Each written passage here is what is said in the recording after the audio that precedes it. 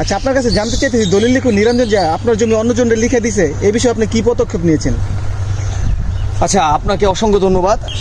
আমার জমিটি হচ্ছে মূলত আপনার গাজীপুর পুবাইল নয়নিপাড়াতে 41 নং ওয়ার্ড, গাজীপুর সিটি কর্পোরেশনের 41 নং ওয়ার্ডে পড়েছে। তো আমার এই জমিটি হচ্ছে সরকারের কাছ থেকে নিলাম সূত্রে আমার দাদা 1956 সনে কিনছি 11 টাকা মূল্যে, নামমাত্র মূল্যে 11 টাকা। তো সেই জমিটা আমার দাদা সহ একাধিক ব্যক্তি, বাংলাদেশ তখন ছিল আসাম বেঙ্গল রেলওয়ে, তারপরে পাকিস্তান রেলওয়ে, তাদের কাছ থেকে মূলত এই জমিটা আমার দাদা পেয়েছিল। আচ্ছা, তো সেটার তথ্য প্রমাণ A to Z আমাদের কাছে রয়েছে এবং এই জমিটি আমাদের সম্পূর্ণ আলাদা। এটা আমরা কারো কাছে, আমার বাপ চাচা বা দাদারা কারো কাছে বিক্রি করে নাই। তো সেই জমি টঙ্গী সাব রেজিস্ট্রার অফিসের যে দলিল লেখক, অসাধু দলিল লেখক, তিনি আমার জমিটা লিখে দিচ্ছে আপনার পুবাইলের মেজবউদ্দিন মোল্লাকে। সে মূলত হচ্ছে মাইলস্টোনে চাকরি করে এবং এই milestone, Uttara milestone school and college, তারা সম্পূর্ণ মিথ্যা, বানোয়াট, ভিত্তিহীন তথ্য দিয়ে সুকৌশলে আমার এই পুবাইলের জমিটা দখলের পায়তারা করতেছে, শুধুমাত্র আমার জমিটা তার জমির সামনে পড়ছে বিধায়। এবং এই মেজবউদ্দিন মোল্লা এই পুবাইলে অসংখ্য মানুষকে এইভাবে হয়রানি করতেছে। পাশাপাশি এই দলিল লেখক নিরঞ্জন যে প্রশ্নটা করছেন, সেও অসংখ্য লোকের টাকা পয়সা খাই একজনের জমি আরেকজনকে সে লিখে দেয়, এরকম প্রমাণ রয়েছে।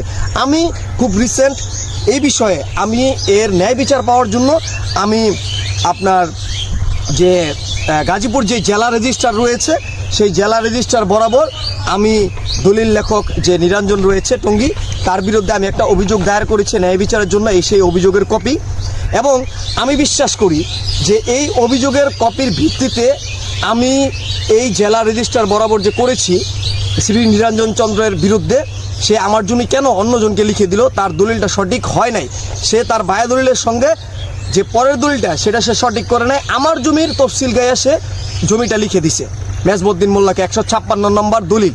তো এই বিষয়ে আমি অভিযোগ দায়ের করেছি। আমি চাই এর ন্যায় বিচার জেলা রেজিস্ট্রার, গাজীপুর জেলা রেজিস্ট্রার এর ন্যায় বিচার করবে এবং আমি এখান থেকে ন্যায় বিচার পাবো। কারণ ইতিপূর্বে এই মেজবউদ্দিন মোল্লা, নিরঞ্জন সহ তারা একটা সিন্ডিকেট বাহিনী, তারা টাকা দিয়ে কিন্তু রায় কিনে নিয়ে যায় লোকদেরকে ম্যানেজ করে।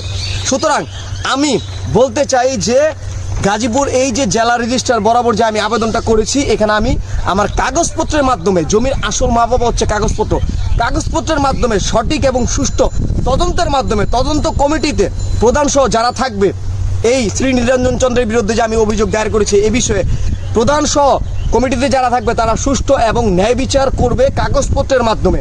তারা টাকার কাছে বিক্রি হবে না, তারা ঘুষ খাবে না, এটা আমি মনে প্রাণে বিশ্বাস করি।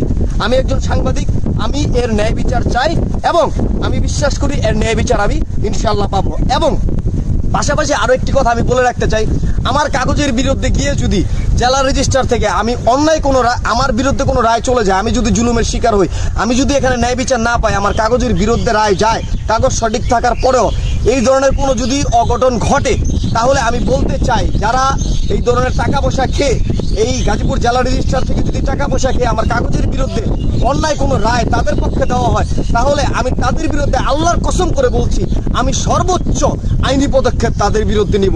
আমি তাদেরকে ছেড়ে কথা বলবো না। যদি এই কমিটিতে থাকা, এই তদন্ত কমিটিতে থাকা কোনো ব্যক্তি যদি একটি টাকা এই মেজবউদ্দিন মোল্লা, নিরঞ্জন চন্দ্র তাদের কাছ থেকে ঘুষ খায় বা তাদের কাছ থেকে লেনদেন করে, আমাদের হাতে যদি এই ধরনের কোনো প্রমাণ আসে সাংবাদিক মহল বা আমার কাছে, আমি কিন্তু তাদেরকে ছেড়ে কথা বলবো না। আল্লাহর কসম করে বলছি, আমি এর ন্যায় বিচার প্রতিষ্ঠার জন্য সর্বোচ্চ আইনি পদক্ষেপ আমি নিব। পাশাপাশি আমি বলবো ভূমি মন্ত্রণালয় এবং হচ্ছে মাননীয় প্রধানমন্ত্রী সহ, এই যে আমি ন্যায় বিচারের জন্য আবেদন করেছি, আমি ভূমিমন্ত্রী সহ মাননীয় প্রধানমন্ত্রী, মানবিক প্রধানমন্ত্রী জনাব তারেক রহমান, আপনার কাছে বলছি আমি যেন এখানে ন্যায় বিচার পাই এবং আমি আপনার কাছেও এর ন্যায় বিচার আমি দাবি করছি। এবং আমি বিশ্বাস করি কাগজপত্রের বাইরে এই রায় যাবে না।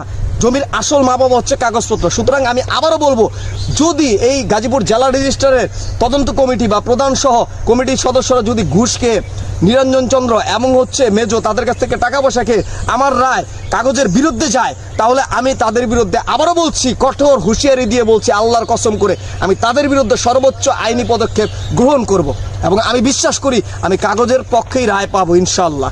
এটাই ছিল আমার এই মুহূর্তে তার বিরুদ্ধে আইনি পদক্ষেপের প্রথম ধাপ।